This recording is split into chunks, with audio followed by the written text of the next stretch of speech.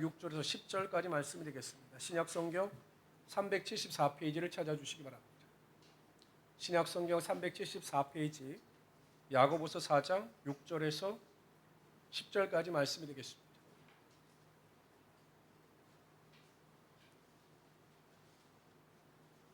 야고보서 4장 6절에서 10절까지 말씀을 우리 한 절씩 교독합니다. 제가 먼저 6절 읽겠습니다. 그러나 덕고 큰 은혜를 주시나니 그러므로 일렀을 하나님이 교만한 자를 물리치시고 겸손한 자에게 은혜를 주신다 하였느니라.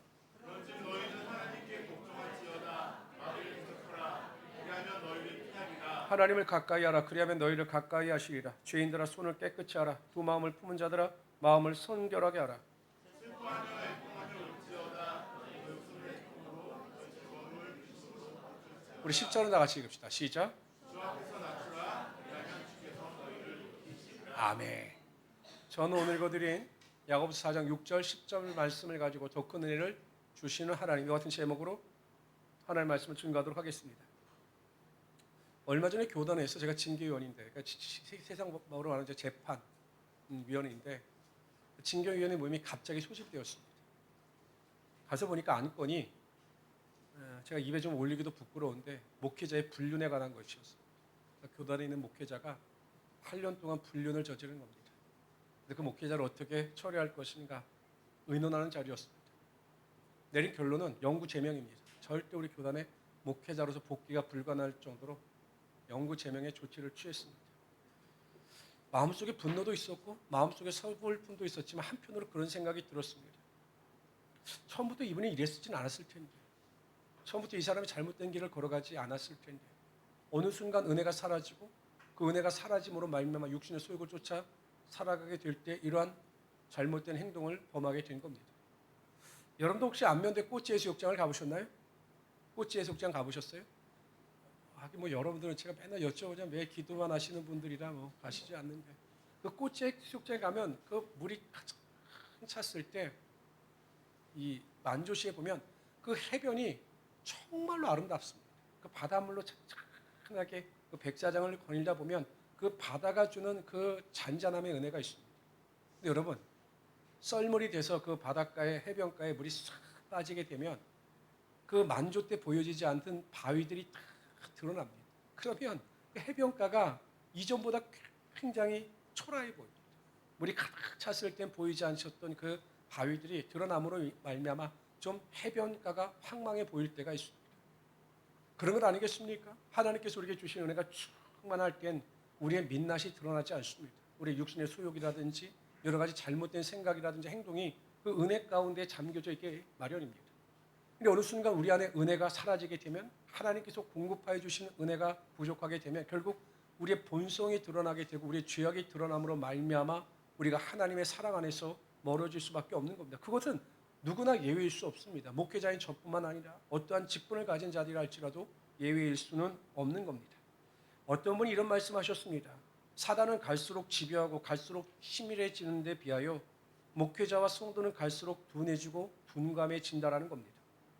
세상은 점점 악해지는데 교회와 성도는 점점 둔감해짐으로 영적으로 민감하지 못하다는 것입니다. 맞는 말인 것 같습니다. 교회나 성도가 믿음이나 말씀으로 세상을 변화시키고 세상에 나가 증인의 삶을 살아야 되는데 그 세속화가 교회에 밀려들게 되고 또 이단의 잘못된 교리가 결국 교회를 뒤흔들고 있습니다. 야고보 사도가 이 야고보서를 기록할 때 12지파에게 보낸 편지입니다.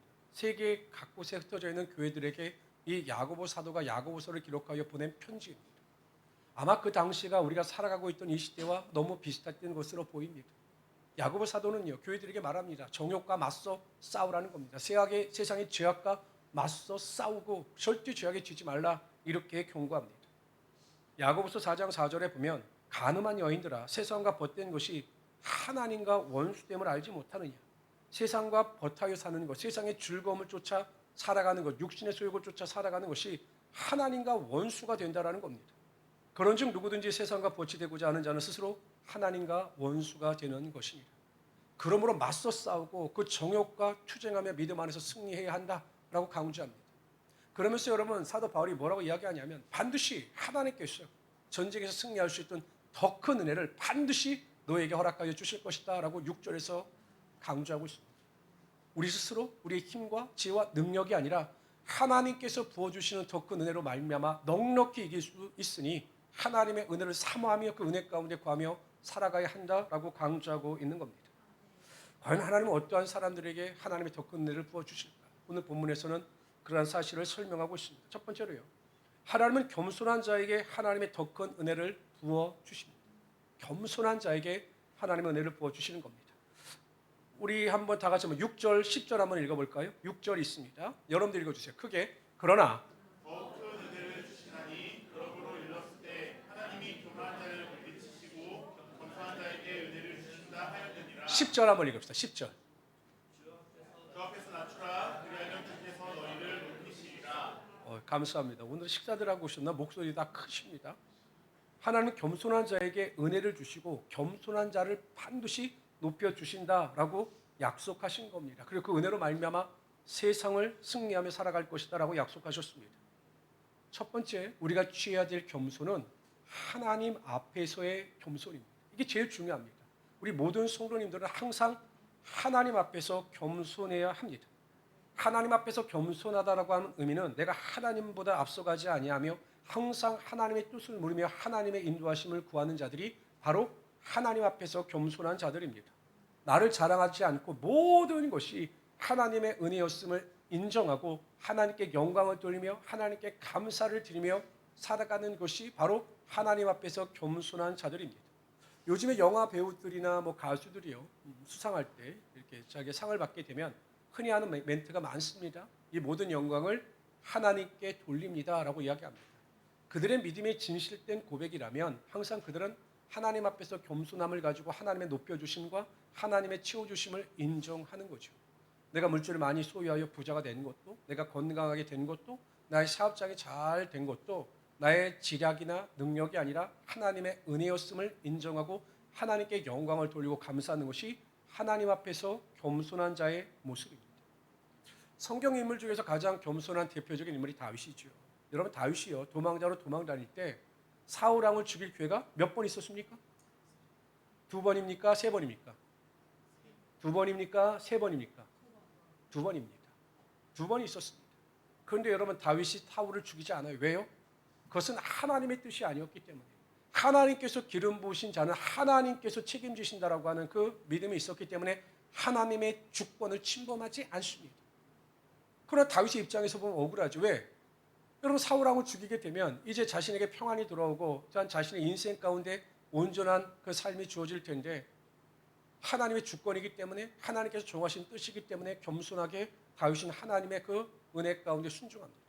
어찌 보면 고난의 길을 선택하는 거죠. 제자들도 부하들도 자신이 죽일 테니까 창을 달라 할 정도로 완벽한 기회였는데 하나님의 주권, 하나님의 뜻이 아니었기 때문에 다윗은 오히려 고난의 행군을 이어갑니다. 이것이 하나님 앞에 겸손한 자의 모습입니다. 다윗이 도망자로서 블레셋 시글락성을 살 때 어차피 이제 이스라엘과 전쟁을 할 때가 되었습니다. 그런데 이제 블레셋 왕들이 반대에 다시 사울이 머물고 있던 시글락성으로 돌아옵니다. 와보니 어떠한 일이 발생됐는가? 아말렉 군대가 침공해서 이 시글락성을 완전 불살라 버리고 부녀자들과 아이들을 사로잡아 간 겁니다. 그 광경을 보고 다윗과 함께했던 남성들, 군사들이 그냥 이성을 잃어버렸습니다. 그래서 어떻게 하느냐? 다윗을 돌로 치려고 했습니다. 근데 여러분, 이런 극악한 상황 가운데 다윗은요, 먼저 행동하지 않습니다. 여러분, 일반적인 상식이라면 그냥 모든 걸 제껴놓고 그 아말렉 군대를 쫓아가야 되는 것 아니겠습니까? 그렇게 하는 것이 당연한 일 아니겠습니까? 근데 다윗은 어떻게 하느냐? 하나님께 기도합니다. 하나님의 뜻을 물어요. 우림과 둠빔을 가져오게 하고 에봇을 가지고 오게 와서 하나님의 뜻을 묻습니다. 아니, 너무 급한데 빨리 쫓아가야 하는데 시간을 지체합니다. 하나님께 이렇게 기도합니다. 하나님, 내가 이 아말렉 군대를 쫓아가는 것이 맞는 일입니까? 라고 묻습니다. 당연한 일인데 묻습니다. 그랬더니 하나님께서 뭐라고 대답하시냐? 그를 쫓아가라. 내가 반드시 따라잡고 도로 찾으리라. 하나님 응답을 받고 비로소 움직입니다. 하나님의 뜻에 쫓아 겸손하게 순종하고 나아갈 때 하나님께서 완벽한 승리를 거두게 하여 주시고 그 승리 가운데 하나님의 능력이 임하게 하여 주셨던 겁니다. 하나님 앞에서 교만한 사람은 기도의 자리에서 멀어지는 사람입니다. 아무리 여러분 자신의 신앙을 자유한다 할지라도요, 그 기도의 자리에서 멀어지는 사람, 기도로 하나님의 뜻을 묻지 아니하고 하나님의 인도하심을 구하지 않는 사람들은 교만한 사람들입니다. 하나님의 뜻을 묻지 않고 내가 먼저 결단하고 선택하여 나가는 사람은 바로 교만한 사람입니다. 그러나 하나님 앞에서 겸손한 사람은 항상 기도의 자리에 있는 사람입니다. 내가 원하는 것, 바라는 것, 이루어져야 될 모든 것에 대하여 내 욕심과 내 생각을 앞세우는 것이 아니라 하나님의 은혜를 구하고 하나님의 인도하심을 구하는 자들이 겸손한 자들입니다. 이렇게 겸손한 자들에게 하나님께서 함께하여 주시고 다윗에게 역사하셨던 하나님의 능력이 반드시 나타나게 하여 주십니다. 저는 우리 모든 성도님들이 너무 급하게 앞서가지 마세요. 급할수록 돌아가라. 우리나라 속담이 너무나 멋있지 않습니다. 급할수록 돌아가라는 겁니다. 급할수록 기도하고 급할수록 하나님 앞에 겸손할 때 하나님의 그 겸손한 은혜 가운데 하늘의 영광과 능력의 은혜가 임하게 하여 주시는 겁니다. 두 번째, 우리는 하나님 앞에서 겸손할 뿐만 아니라 사람들 앞에서도 겸손해야 합니다. 사도 바울이 여러분 빌립보 교회 보낸 편지에 보면 이런 내용이 나옵니다. 그 빌립보 교회는 우리가 편지의 내용으로 볼 때 완벽한 교회였습니다. 사랑도 많았고 항상 기뻐하는 교회인데 문제가 있었습니다. 어디 문제가 있었냐면 여성교회 문제가 있었습니다. 그 유디아, 순두계라고 하는 여성들이 그 빌립보 교회 안에서 다툼이 있었던 것으로 보입니다. 이 대하여 사도 바울이 빌립보 교회에 뭐라고 이야기하느냐면 아무 일에든지 다툼이나 허용으로 하지 말고 오직 겸손한 마음으로 각각 자기보다 남을 낮게 여겨라 이렇게 이야기합니다. 겸손이란 무엇입니까? 나보다 다른 사람을 더 훌륭한 사람으로, 더 나은 사람으로, 뛰어난 사람으로 인정하고 섬기는 것이 하나님께 대한 하나님의 인정하시는 온전한 겸손이라는 거예요. 여러분 남을 인정하는 게 쉬울까요? 쉽지 않아요. 저도 보면 뭐 어디 가서 얘기하는데 아유 어느 목사님 설교 정말 잘하셔. 이거 참 인정하기 쉽지 않습니다. 여러분도 마찬가지잖아요. 아이고 누가 더 훨씬 더 잘 됐어. 나와 비교해서 누군가 잘 됐을 때 그것을 인정하고 축복하는 일은 솔직히 쉬운 일이 아닙니다. 그러나 그렇다고 해서 불가능한 일도 아닙니다. 다른 사람을 나보다 더 낮게 여기고 인정하기 위해서 가장 중요한 것 중에 하나가 바로 사랑입니다. 여러분 예수님께서요. 요한복음에 보면 다락방 강화설교라고 하셔서 최후의 만찬 이후에 갑자기 일어나셔서 겉옷을 벗으시고 수건을 허리에 차신 채 제자들의 발을 닦아주셨습니다. 여러분 얼마나 더럽습니까? 신체 부위 중에서 가장 더러운 제자들의 발을 닦아주셨습니다. 처음에 제자들은 그것을 거부하지요. 그러나 예수님께서 그들의 발을 직접 닦아주시고 내가 너에게 한 것 같이 너희도 다른 사람들을 섬겨라 라고 말씀하셨습니다. 예수님께서 제자들의 발을 닦아주실 수 있었던 이유는 결국 예수님께서 제자들을 사랑하셨기 때문에 겸손하게 그들을 섬기셨던 겁니다. 3년 반 동안 예수님의 그 공생의 기간 동안 함께하는 그 제자들을 예수님께서 직접 사랑하시고 또는 그들을 인내하셨기 때문에 그들의 발을 닦아주시는 은혜를 베풀어 주셨던 겁니다. 참으로 겸손은 쉽지 않습니다. 그러나 사랑하면 가능한 것입니다. 사랑하면 항상 다른 사람을 나보다 낮게 여길 수가 있는 겁니다. 제가 청년사회 갈 때 젠틀하게 생긴 남자 청년이 있었습니다. 정말 잘생겼어요. 학교도 우리나라 최고 좋은 대학교를 나오고 대학원도 그 대학원을 다닐 정도로 굉장히 잘생겼고 집안도 굉장히 좋았습니다. 근데 어느 날 자매를 사귄다고 저한테 기도를 받으러 왔는데 제가 이런 말 하긴 좀 그렇지만 자매는 안 이쁜 자매였습니다. 그러니까 그 남자에 비해서 굉장히 안 이뻤어요. 근데 이 남자 청년이 저를 너무나 괴롭게 하는 게 뭐냐면 둘이 만날 때마다 저기 이렇게 하는 겁니다. 목사님, 제 여자친구가 탤런트 누구 닮지 않았습니까? 이렇게 물어보는 거예요. 제가 보기엔 남자 개그맨을 닮았는데 자꾸 자기 여자친구가 근데 이상한 게 여러분 가스라이팅이 되니까요. 제가 나중에 보니까 그 자매가 또 연예인처럼 보이더라고요. 그래서 그런가 보다 그런 생각을 했습니다. 왜 그럴까 생각해 보니까 사랑에 눈이 먼 거죠. 사랑하게 되다 보니까 내가 가지고 있는 것보다 내가 사랑하는 대상이 더 좋아 보이고 나보다 나아 보이는 겁니다. 그래서 그렇게 칭찬을 아끼지 않는 것을 제가 보았습니다. 세상을 살다 보면 마음에 들지 않는 사람을 만날 때가 많습니다. 제가 인생을 살아보니까 목회해보니까 제가 좋아하는 사람, 제 마음에 맞는 사람을 만나는 것보다 내가 좋아하지 않는 사람, 제 마음과 맞지 않는 사람을 만나는 일이 훨씬 더 많아요.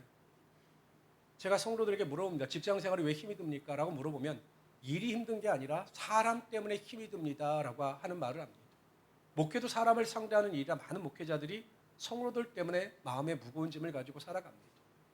그래서 여러분, 좋은 사람을 만나는 것, 마음에 드는 사람을 만나는 것은 그리 쉬운 일은 아닙니다. 근데 내가 마음에 맞지 않는 사람들을 만난다고 해서 이러한 사람을 섬기지 않는 것이 또 하나님의 뜻은 아니거든요. 하나님은 여전히 내 마음에 들지 않는다 할지라도 그 사람을 섬기며 나보다 낫게 여기는 그 모습을 기대하신다라는 것입니다. 그럴 때 여러분 기도하세요. 내 마음에 맞지 않는 사람을 만났을 때 그럼에도 불구하고 하나님께 기도하시길 바랍니다. 하나님, 그럼에도 불구하고 내가 저 사람을 상대할 수 있는 긍휼과 자비와 사랑을 소유하게 하여 주사 저 사람을 나보다 낫게 여기게 하여 주시고 겸손한 마음을 가지고 저 사람을 섬기며 살아갈 수 있도록 하나님 허락하여 주십시오라고 기도할 때 하나님께서 그 사모하는 마음 가운데 사랑을 주사 그 사람마저 섬기며 겸손한 마음을 가지고 살아갈 수 있게 하여 주시는 겁니다. 뭐 부부관계라든지 모든 관계 가운데 하나님이 주시는 사랑이 있어야 겸손하게 섬기며 살아갈 수 있게 되는 겁니다. 두 번째로요, 하나님은 하나님께 복종하는 자에게 하나님의 더 큰 은혜를 부어 주십니다. 우리 7절 한번 다 같이 읽어봅시다. 7절 다 같이 읽습니다. 시작. 그런즉 너희는 하나님께 복종할지어다 마귀를 대적하라 그리하면 너희를 해하리라. 하나님께 복종하라고 했습니다. 순종이 아닙니다. 복종입니다. 이 복종이라고 헬라 원어는 휘포타소입니다. 이게 원래 군대 용어입니다. 군대에서 그러면 지휘관이 이렇게 대열을 정비할 때 너는 이곳으로 가라 하면 자신이 마음에 들지 않더라도 지휘관이 명령했기 때문에 그 다른 곳으로 이동하여 그 대열을 이룰 때 사용하는 것이 이 휘포타소라고 하는 헬라어였습니다. 여기서 사도 바울이 휘포타소라고 하는 그 복종이라고 하는 단어를 사용한 이유가 바로 여기 있는 겁니다. 하나님께서 우리에게 명령하시면 그것이 내 마음과 생각에 부합되지 않는다 할지라도 이것이 하나님의 뜻이고 하나님의 주권이라면 여지없이 그 말씀에 복종해야 한다라고 하는 그 군대 용어를 사용하신 거죠. 저도 이렇게 목회를 하다 보면요, 어떤 하나님의 명령은 제가 이성적으로 납득이 되거나 이성적으로 순종하지 못할 때가 굉장히 많습니다. 그러나 저는 순종하죠. 왜? 하나님을 신뢰하기 때문입니다. 그러니까 여러분, 우리가 하나님의 말씀에 절대 복종하기 위해서는 내 생각이나 경험이나 내 삶의 주변의 모든 이익을 다 내려놓고 하나님의 말씀에 온전히 복종하기 위해서 가장 중요한 것은 하나님을 절대적으로 신뢰해야 한다는 겁니다. 이스라엘 백성들이 이제 요단강을 건너가야 합니다. 근데 하나님께서요, 그 요단강 물을 탁 막아주신 것이 아닙니다. 그 모세 때처럼 홍해를 갈라주신 것이 아닙니다. 하나님께서 그 이스라엘 백성들에게 여호수아를 통하여 명령하셨습니다. 요구하셨습니다. 그것은 무엇이냐? 언약궤를 맨 제사장들이 먼저 요단강에 발을 내밀라는 것입니다. 요단강 물을 밟으라는 것입니다. 그래서 여러분, 이 제사장들과 언약궤를 맨 사람들이 갑니다. 근데 그 당시만 하더라도 이 요단강이 추수할 때는 가장 강물이 범람했거든요. 여러분 생각해 보세요. 물에 두려움 있는 사람들이 그 물에 들어가는 것은 굉장히 어려운 일입니다. 그런데 여러분, 언약궤를 맨 제사장들이 조금도 주저함이 없이 요단강으로 들어갑니다. 그리고 요단강 물을 밟았을 때 요단강이 멈추는 하나님의 기적이 나타났습니다. 여러분, 언약궤를 맨 제사장들이 그렇게 담대하게 요단강 물에 들어갈 수 있었던 이유는 한 가지입니다. 하나님을 신뢰했기 때문입니다. 홍해를 가르시고 광에서 만나로 먹여주시고 또한 신발을 헤이지 않게 하시며 옷도 허락하여 주심으로 말미암아 그 광야 가운데 역사하시는 하나님의 능력을 그들이 경험했기 때문에 하나님을 철저하게 그들이 신뢰하여 그 요단강 물에 들어갈 수가 있었던 거죠. 우리가 하나님을 신뢰하고 하나님의 말씀에 절대 복종하기 위해서 우리는 하나님을 경험해야 합니다.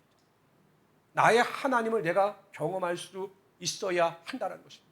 부모님의 하나님이나 남편이나 아내의 하나님이 아니라 내가 내 하나님을 경험하고 그 하나님의 경험을 통해서 확신을 가지고 하나님을 신뢰할 수 있어야 한다는 겁니다. 우리가 잘 알고 있는 그 사랑의 교회 목하는 목사님께서 소천하셨지만 얼마나 훌륭하신 목회자입니까? 근데 그 아들은 예수를 믿지 않아요. 뭐라고 이야기하냐면 믿지 않을 뿐만 아니라 오히려 기독교를 폄훼합니다. 기독교에 대해서 뭐라고 이야기하냐? 힌두교나 기독교나 똑같다는 거예요. 어떻게 한 사람이 죽어서 전 인류를 구원할 수 있겠냐라고 이렇게 이야기합니다. 그러면서 자신은 기독교를 절대 종교라고 믿지 않는다 이렇게 이야기합니다. 아버지는 그렇게 훌륭한 목회자였는데 한국을 움직이는 목회자였는데 아들은 예수님을 믿지 않는다라는 거죠. 아버지의 신앙이 훌륭하기 때문에 자녀의 신앙이 훌륭할 수는 없는 것이고 남편과 아내의 신앙이 훌륭하다라고 해서 상대방의 신앙이 훌륭해질 수는 없는 겁니다. 내가 하나님을 만나고 내가 하나님을 경험하고 그래서 그 경험 위에서 하나님을 절대 신뢰할 때 우리가 하나님께 복종하며 살아갈 수 있게 되는 거죠. 첫 번째가 간접 경험입니다. 여러분 우리가 보통 큰 병에 걸리게 되면 저도 마찬가지지만 컴퓨터에서 이제 찾아봅니다. 간에 대한 명의, 뭐에 대한 명의를 찾아봅니다. 그럼 거기 다 나와요. 그래서 그 명의를 찾아서 가서 진료를 받게 되죠. 나는 그 의사를 만나서 치료를 해본 적이 전혀 없어요. 그러나 다른 사람들의 경험을 통해서 깨닫게 되고 알게 되고 그래서 그 의사를 신뢰할 때 내가 그 의사에게 내 스스로를 맡기고 내 생명을 맡기고 그가 말하는 대로 따르게 되어 있는 것. 이것이 간접 경험입니다. 우리는 성경을 통해서 하나님을 경험할 수 있습니다. 모세, 아론, 아브라함, 이삭, 야곱이 경험했던 그 전지전능하신 하나님에 대해서 우리가 성경을 통해서 간접 경험함으로 말미암아 하나님을 신뢰할 수 있는 겁니다. 왜? 하나님은 어제나 오늘이나 영원토록 동일하시며 지금도 살아서 역사하시는 하나님이 되시기 때문이죠. 여러분 우리 성도들의 간증을 통해서 우리가 하나님을 간접 경험합니다. 저도 가장 기쁠 때가 언제냐면 성도들이 저에게 자신이 경험했던 하나님에 대해서 간증을 하나님 제가 이렇게 기도했더니 이렇게 행동했더니 하나님께서 저에게 이렇게 저를 채워주시고 은혜를 주셨습니다라고 하는 간증을 들을 때 제가 다시 살아계신 하나님께 영광을 돌리게 됩니다. 이것이 간접 경험입니다. 두 번째 여러분 가장 중요한 것은 직접 경험입니다. 내가 하나님을 만나는 겁니다. 삶의 상황 속에서 하나님을 만나고 하나님을 의지할 때 그 하나님께서 나를 만나주시고 기도에 응답하여 주심으로 말미암아 우리가 확신 가운데 거하며 살아갈 수 있게 되는 것입니다. 욥은요 고난과 환난 가운데 하나님께 대하여 원망하고 불평했습니다. 그런데 욥이 나중에 하나님의 은혜를 다시 경험하고 하나님을 만난 다음에 이렇게 선포합니다. 욥기 42장 5절에 보면 내가 죽게 되하여 귀로 듣기만 하였사오나 이제 눈으로 주를 배움나이다. 여러분 주로 욥은 간접 경험을 하는 것입니다. 말씀을 통해서 또 다른 사람들을 통해서 하나님을 간접적으로 만났습니다. 그렇게 간접적인 경험을 통해서도 욥은 하나님께서 기뻐하시는 순결한 삶을 살았습니다. 그런데 그러한 욥이 이제 고난을 통하여 직접 하나님이 어떠한 분이신가를 경험하게 된 것입니다. 그래서 내가 이제는 귀가 아니라 눈으로 하나님을 뵙고 하나님을 경험하게 되었습니다라고 고백하며 자신의 죄를 철저하게 회개했습니다. 그럴 때 하나님께서 그에게 갑절의 복을 허락하여 주신 거죠. 저는 우리 성도들의 기도를 강조하는 이유가 있습니다. 저는 목회자로서 30년 이상 목회를 하면서 확신하는 것은 하나님은 반드시 우리 기도 가운데 응답하여 주셔요. 그리 어떠한 일이든지 간에 하나님은 반드시 응답해 주시는데 그러한 기도 응답을 한번 경험하게 되면 하나님을 절대적으로 신뢰하게 되어 있는 겁니다. 우리가 자녀를 위해서, 직장을 위해서, 물질을 위해서, 재물을 위해서 간절히 기도하면 하나님께서 우리의 기도 가운데 응답하여 주사 놀라운 은혜와 능력으로 함께하여 주시는 겁니다. 내가 할 수 없는 그 일을 하나님께서 하신다는 것을 신뢰하게 될 때 우리가 하나님을 더욱더 그 순종하며 복종 가운데 살아갈 수 있게 된다는 것입니다. 저는 우리 모든 성도님들이 우리 청년 때부터 열심히 기도하심으로 말미암아 그러한 하나님을 만나시고 그러한 확신 가운데 하나님을 신뢰하며 살아갈 수 있는 성도들 되시기를 주님의 이름으로 축원합니다. 제가 오늘 본문을 설교 준비를 하면서 가장 이해가 되지 않았던 본문이 바로 여기입니다.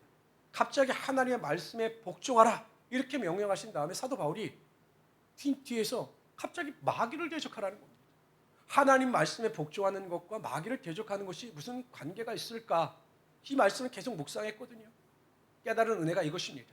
하나님의 말씀에 복종하는데 하나님의 명령에 복종하는데 가장 방해가 되는 요소가 마귀라는 거예요. 사단이라는 것입니다. 우리가 그것을 깨닫지 못하지만 사단, 마귀가 하나님의 말씀에 대한 복종을 방해하는 겁니다. 의심을 집어넣기도 하고 또한 불평을 집어넣기도 하고 또한 미움과 시기를 집어넣음으로 말미암아 하나님의 일을 방해한다는 겁니다. 제 친한 후배 목사 하나가 5개월 전 정도에 문제가 있는 교회에 담임으로 부임을 했습니다. 꽤 큰 교회입니다.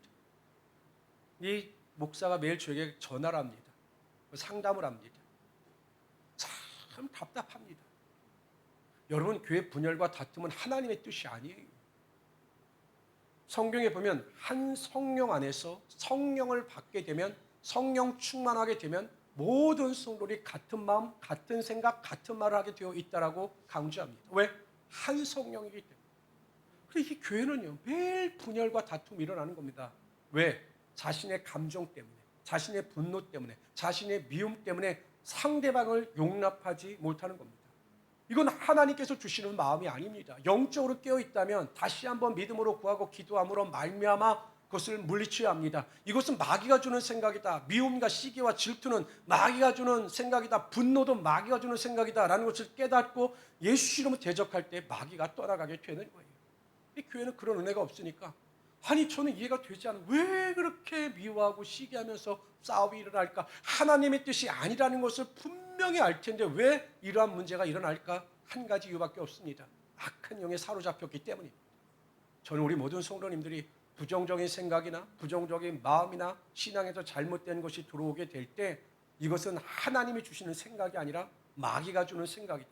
하나님께 대한 복종을 방해하는 악한 영의 역사다고 생각하시고 마귀를 대적하셔서 하나님께 대하여 절대 복종의 길을 걸어갈 수 있는 하나님의 귀한 성도들이 되시기를 주님의 이름으로 축원합니다. 세 번째로요, 하나님은 하나님을 가까이 하는 자에게 하나님의 더 큰 은혜를 부어주십니다. 우리 8절 한번 다시 한번 읽어봅시다. 8절 읽습니다. 시작. 하나님을 가까이 하라. 그리하면 너희를 가까이 하시리라. 죄인들아 손을 깨끗이 하라. 그 마음을 푸는 자들아 마음을 성결하게 하라. 시편에 보면 하나님을 가까이 함이 내게 복이다, 이렇게 시편 기자가 고백하는데, 오늘 본문에 보면 하나님을 가까이 하려고 하는 자들에게는 하나님께서 그들 가까이 하시는 하나님의 은혜가 임하게 하여 주신다는 거죠. 하나님께서 우리를 가까이 하여 주사 우리의 편이 되어 주시면 여러분 그것보다 더 큰 축복과 은혜는 없는 겁니다. 여러분 하나님께서 우리 편이 되어 주시면 우리가 잘못될 일이 무엇이 있고 실패할 일이 무엇이 있겠습니까? 다 승리게 되고 온전케 된다라는 겁니다. 그래서 오늘 본문에 보면 하나님께 가까이 나가기 위해서 중요한 것이 무엇인가를 강조합니다. 모든 죄에 대하여 회개하고 돌이켜 거룩함 가운데 나가게 될 때 우리가 하나님을 가까이 할 수 있다, 이렇게 강조하고 있습니다. 거룩함과 죄는 물과 기름 같아서 하나가 될 수가 없습니다. 항상 겉돌게 되어 있습니다. 우리가 거룩할 때, 거룩한 마음과 생각과 말을 가지고 나갈 때 우리가 하나님 앞에 가까이 나갈 수 있는 것이고 하나님께서 우리를 가까이 하여 주시는 겁니다. 그럼 우리가 어떻게 거룩함 가운데 살아갈 수 있을까? 죄를 멀리하고 매일 우리가 거룩함 가운데 승리할 수 있을까? 첫 번째, 우리가 거룩하기 위해서는요, 성령 충만해야 합니다. 아무리 강조해도요, 성령 충만함보다 중요한 것은 없습니다. 갈라디아서 5장 16절에 보면 내가 이르노니 너희는 성령을 따라 행하라. 육체의 욕심을 이루지 아니하리라. 성령을 따라 행하면, 성령 충만하게 되면 육체의 욕심을 이루지 않는다라는 겁니다. 어제 우리 안병화 집사님 둘째 따님 결혼식이 있어서 제가 우리 성도님들, 우리 정권사님, 우리 신고사님하고 그 결혼식장에 갔습니다.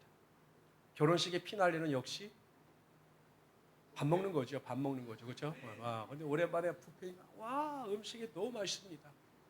얼마나 먹었는지 제가 지쳐서 잠이 들 정도로 그렇게 먹었어요. 집에 와서 이제 제가 교회에서 이제 일을 하고 하는데 저희 사모님한테 전화가 왔습니다. 목사님 저녁은 어떻게 하실 겁니까?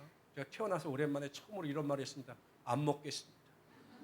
저녁을 안 먹었어요. 왜냐면 너무 배가 부르니까 저녁 생각이 전혀 나지 않는 겁니다.